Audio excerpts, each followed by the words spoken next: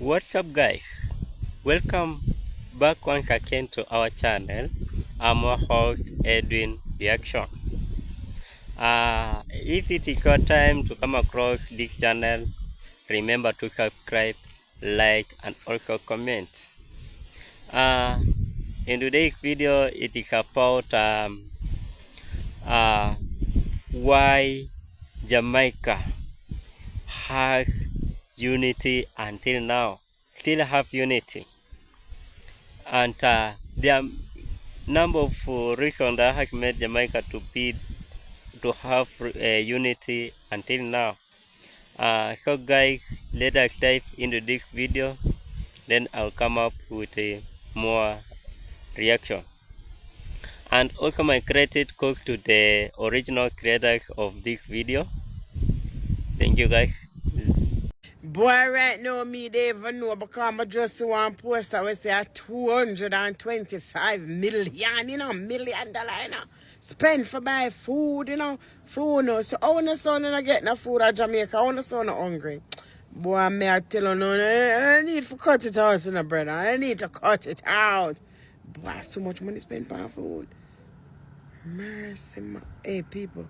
May I insert the clip right as I know me say now. May I put the clip right as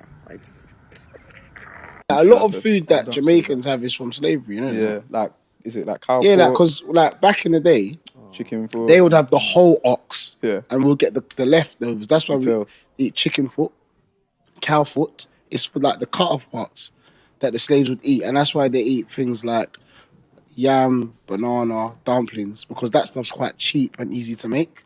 It's just flour, yams that you grow in the ground. So a lot of the food that we eat is based off slavery. That's Yeah, a little I read thing, it, fun but I facts for you. didn't. I didn't. Yeah. Well, then that's the end of October. that's the end of that. Hey travelers, let's take a look at a few ties to your home country. Now, when we say home country, what do we mean? So, home country is considered as the country that you were born or where you reside. So, currently, I reside in Jamaica. That's my permanent address. So, what would consider as my ties? Now, I would have done some investments or have some assets. That's one of your ties. Also, I have a land or I have my own house. So I'm a home owner. It means that it's a ties to my home country. Family on board. So you have your children, you have your husband or your wife. Also, employment, that you have been working at a company for no less than 1 year. So 1 year or more. Or you have a business that is registered. From time to time, persons have been asking if having a car is a tie to your home country. The reality is, car is a liability. So it is considered as one to some extent strong tie to your home country. Because remember, you can sell that car at any point in time because it is really not a strong tie. It's not of any asset. It's a liability. So if it's a case by which you're planning on booking your consultation or you just want to have some information before you go ahead and apply for your visa, feel free to reach out to STW Travels. I'm Stephanie Williamson. Feel free to WhatsApp us at 1-876-585-7663 or send us an email at stwtravels365@gmail.com. Plus, DM is available, so feel free to reach out via DM.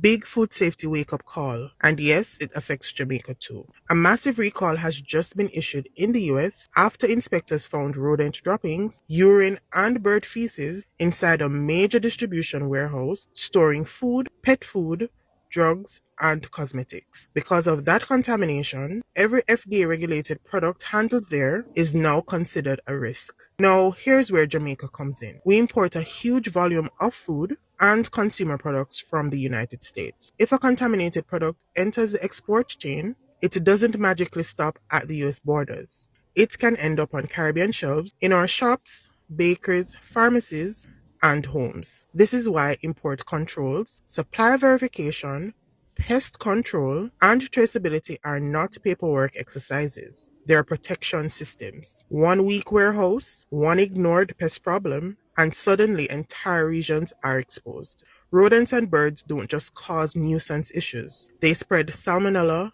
E. coli, and other serious pathogens, putting children, the elderly, and immunocompromised individuals at risk. So whether you're a regulator, importer, manufacturer, or consumer, this is your reminder. Know your suppliers, demand proper sanitation, take pest control seriously, and never ignore early warning signs. Food safety is global, and what happens in one warehouse can affect dinner tables right here in Jamaica.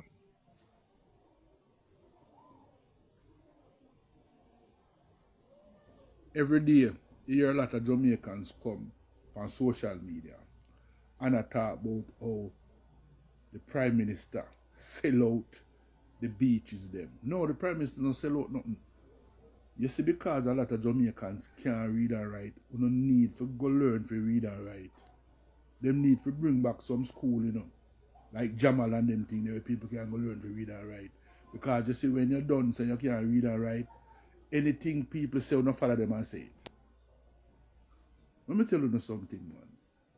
There is a Beach Act from 1956 which allows the government to grant exclusive access and rights to private developers and luxurious resort. Make that sink. So when these people build up their fancy hotels, they have a right to block public citizens from coming on their beaches. You understand me? So because you can't go on the beach, go catch no fish and bathe and do your spiritual work anymore, you curse out the government, so the government sell out Jamaica. You don't need to stop them things and go learn to read and write. You don't go read things before you come talk. Stop follow some of these people. They make you look like you're stupid when you're not stupid. Jamaicans are very street smart people, Yeah, man. But you don't need to stop make people lead and go lead yourself.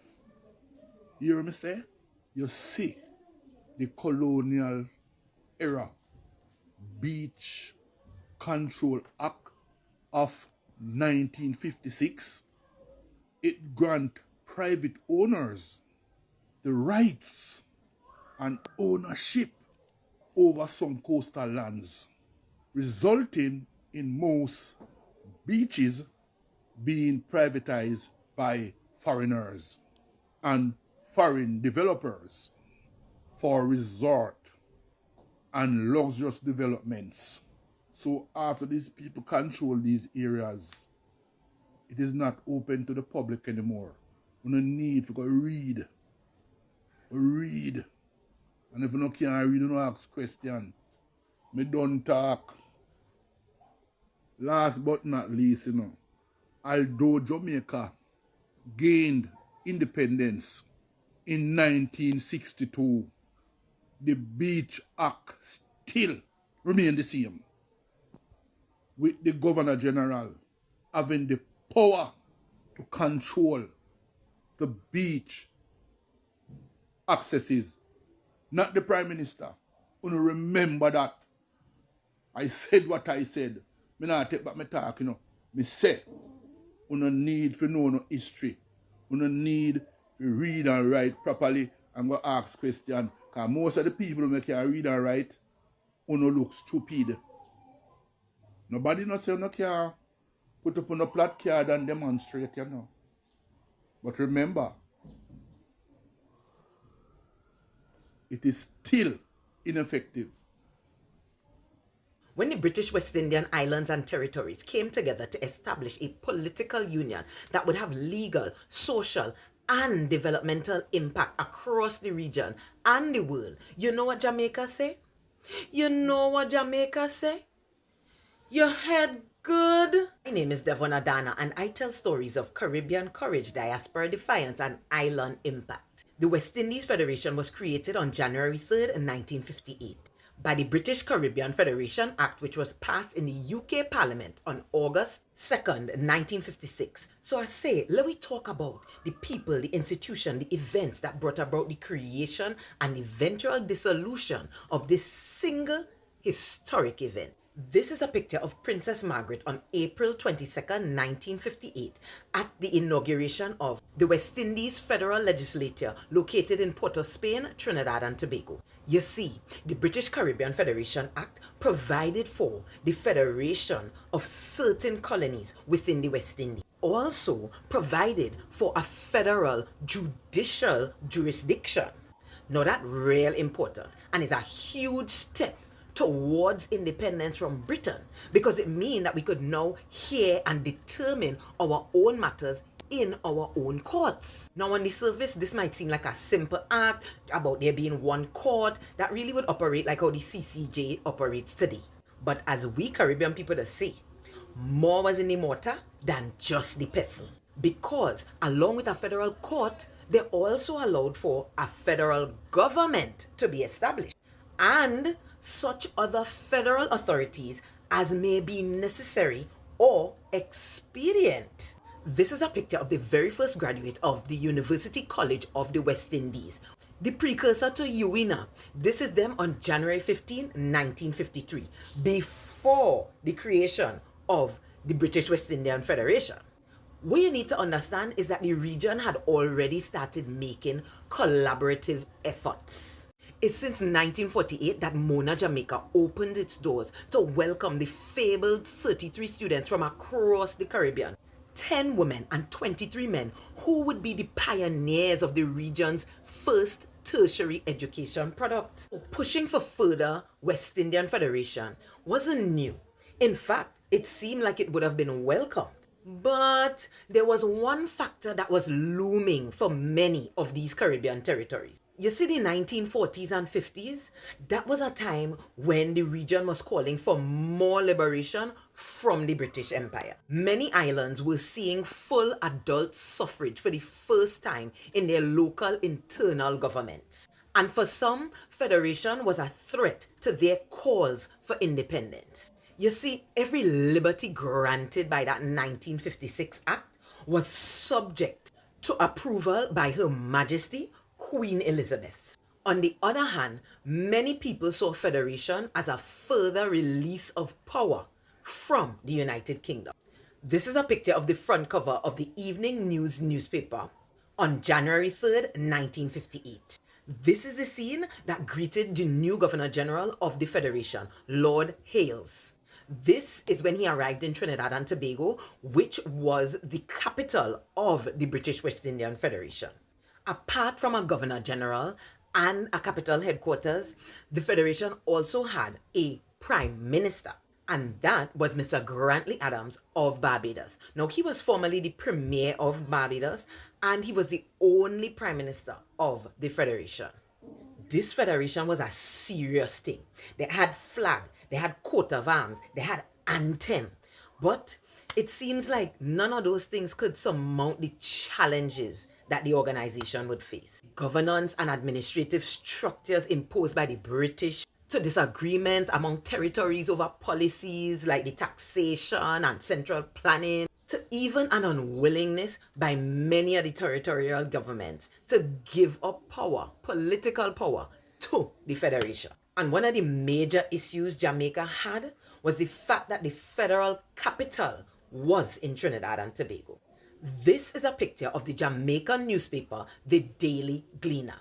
This is on January 20th, 1961, a little over 3 years after the Federation was established. And it was the day after a referendum was put to the Jamaican people about whether or not Jamaica should stay in the Federation. More than 60% of the electorate participated, with over 250,000 voters saying no, and just over 215,000 voters saying yes to remaining in the Federation. The result?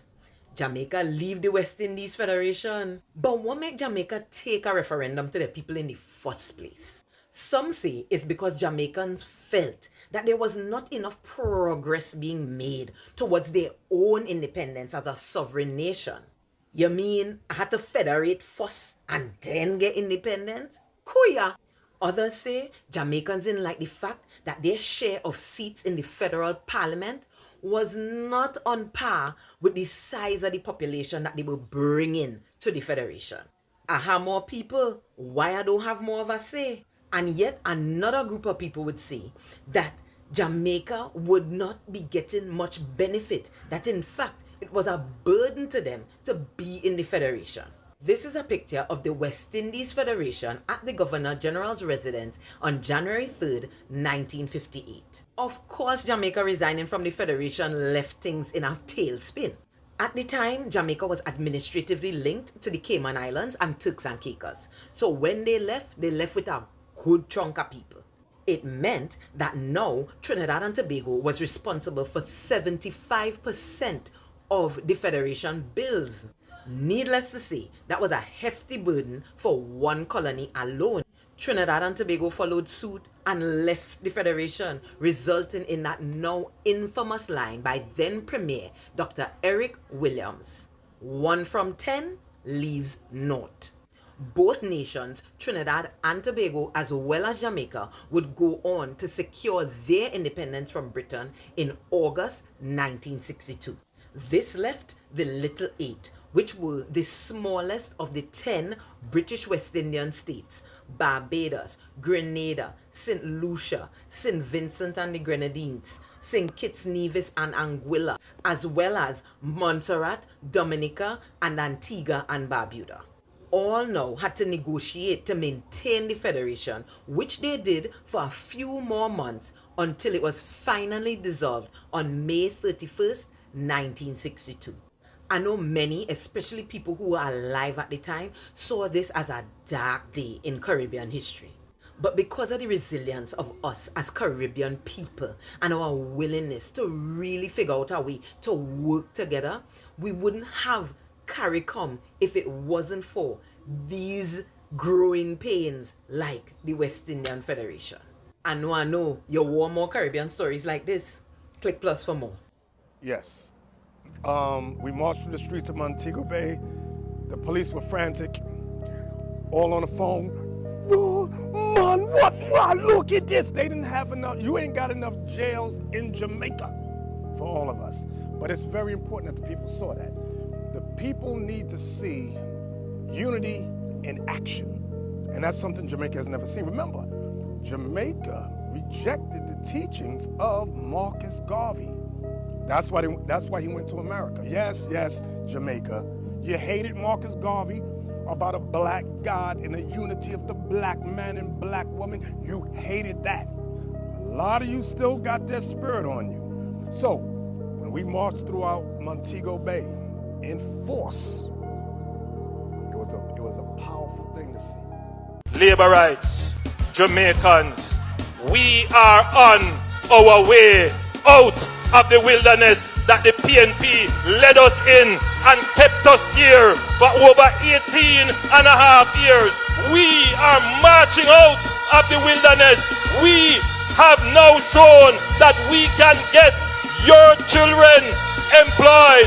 We have shown that we can pay down the national debt. We have shown that we can keep the dollar stable. We have shown that we can build more road than any other government has ever built before in Jamaica. We have shown that we can build houses for you, and we are going to ensure that there is peace in the land so that all Jamaicans can enjoy sweet, sweet Jamaica. God bless you. Peace and prosperity. Effective immediately, the government has ordered that all females should stop wearing wigs, or they will face a life sentence in prison. Now, this is just a quick video just in case you wanted to visit the open house for Union Acres in Irwin, St. James. Now, these are NHT units, and I think the lady said there will be about 144 of them to be available by the end of July. Now, They did not discuss the price for these. They said the price is yet to be decided. But I can tell you, based on the turnout for these units, I can tell you if they had something in mind, I think they're going to push it a little bit further because they know that the demand is there. But anyways, let us see how that goes. Now, looking on the inside, you can see that it is just a regular scheme unit. The space is just the same. But I can tell you that at the back of the property, you'll realize that there is ample space for you to expand. And you will see that I went to the end of the lot and you will see the distance from the house to see that there is a lot of space for you to expand. So if you're interested, you can make sure that you listen out to see when they're accepting applications and just try your luck to see if you can be one of those persons to own one of those 144 homes.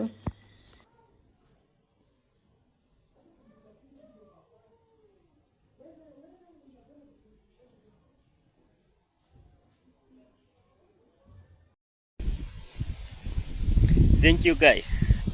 Welcome once again. This is a topic that you need to be attentive. Actually, Jamaican is the most diverse island across the world. It consists of Indians, Chinese, Africans, and people from Middle East, with different culture, with different languages, with different religions, but they are still united until now. So the big question is, why are and what has made them to be united until now? So my friends who are watching, just follow me keenly, and I will show you some of the reasons that have made these Jamaicans to be so united until now. Now we have the shared struggle. The shared struggle. Actually, during colonialization, these people passed through a hardship. They passed through slavery. But when they came together, they shared that information among them. And this helped them to resist, and they made them to unite as one community. And another thing that has made Jamaican to be united until now, actually Jamaican culture is more than race. In Jamaica, culture is more than race. We have music, food. When you call about the language, the lifestyle, this Jamaican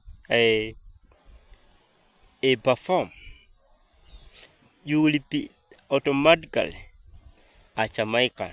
They will take you as a Jamaican. They will not separate you, but when you eat their food, when you speak the language, when you cooperate in their things, you will be the as Jamaican. You will be the same as Jamaican. We have one language that has led them to identity. When these people created this Patois language, has made everyone across Jamaica to speak that Patois language. Even in other countries, they are also trying to learn this Patois language, Yaman, Yaguan.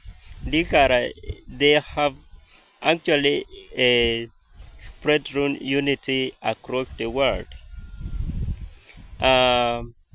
This patois language actually it has made them to speak one language, to speak one voice, and this has led them to be united until now, as you see. We have mentality. Actually, mentality, when you see, when you are mental,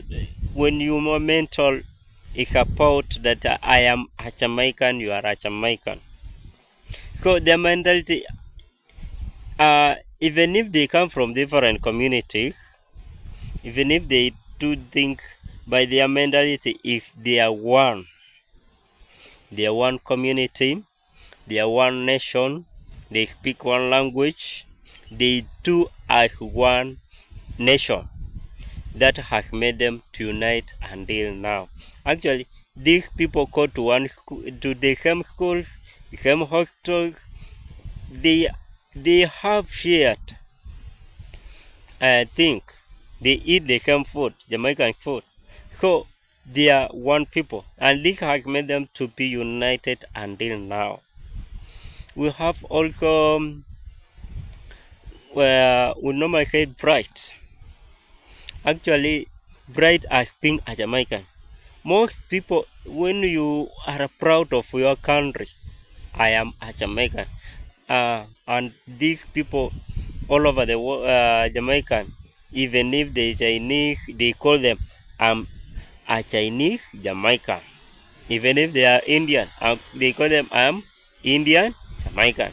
African Jamaican. So this pride of being a Jamaican, they have made them to be the same, and they have brought a unity across Jamaica. We have music and sport has also led to unity. Most people across Jamaica, they cooperate. You will find Indian playing for Jamaica. You will find Chinese also performing music. So this has made them to be as one community. So guys outside there, if you have enjoyed this clip of today, just subscribe, like, and also comment. And if there is any other issue you want to add, so that we can find what has made Jamaica, and this will help other countries across the world, because when we shall have one voice as Africa, we shall not have this one voice in the world. We shall not have this thing of quarreling there. Work will be demolished. So guys, I thank you for watching this. Until next time.